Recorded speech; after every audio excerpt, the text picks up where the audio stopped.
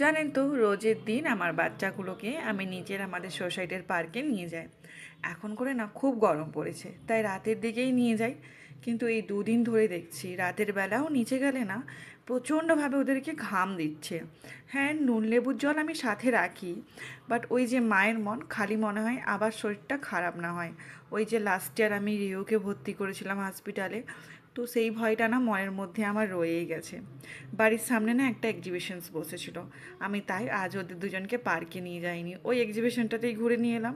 একটু ছুটা দুটো কম হবে, একটু ঘামটাও কম বেরোবে। হ্যাঁ, তবে অন্যান্য এক্সিবিশনের থেকে থিমটাও আলাদা ছিল, তাই ভাবলাম যে ওরা এনজয় করবে, ওই আইস থিম মতো আর কি। ঠিক যেটাই ভেবেছিলাম। আমার আয়ু খুব সুন্দর সে পেঙ্গুইন এগুলো দেখে, থিমগুলো দেখে খুব ভালো এনজয় করেছে। হ্যাঁ, পুরোটাই শো আপ ছিল, বাট আয়ু তো এখন অনেক ছোট, ও এনজয়টা খুব ভালো করে করে। কিন্তু আমার অপোজিট হয়েছে আমার রিহু। ও না একদম অনেক লোক দেখলে একদম জোরে সোরে হয়ে যায়, মানে আমাদের হাত ছাড়েই না, ইয়া ফের আমাদের কোলই ছাড়বে না। মানে ওকে দেখতেই পাবে না তুমি, মানে এতটাই চুপচাপ হয়ে যাবে। আমি জানি না ও কেন এমন হয়েছে। আমরা প্রায় 2 ঘন্টা মতো ওখানে কাটিয়েছি আজকে। হ্যাঁ, বাচ্চারা একটু খেলাধুলো করলো, বাট অতটা ছুটাছুটি করলো না যতটা পার্কে করে, একটু ঘামও কম বেরোলো। তবে আমার আয়ু যেভাবে এনজয় করেছে, রাত্রে এসে আবার আমাকে জিজ্ঞাসা করছে, মাম্মা আমরা নেক্সট টাইম কখন আবার যাব। মানে ও ভেবেছে এই আইসগুলো হয়তো সত্যিকারের।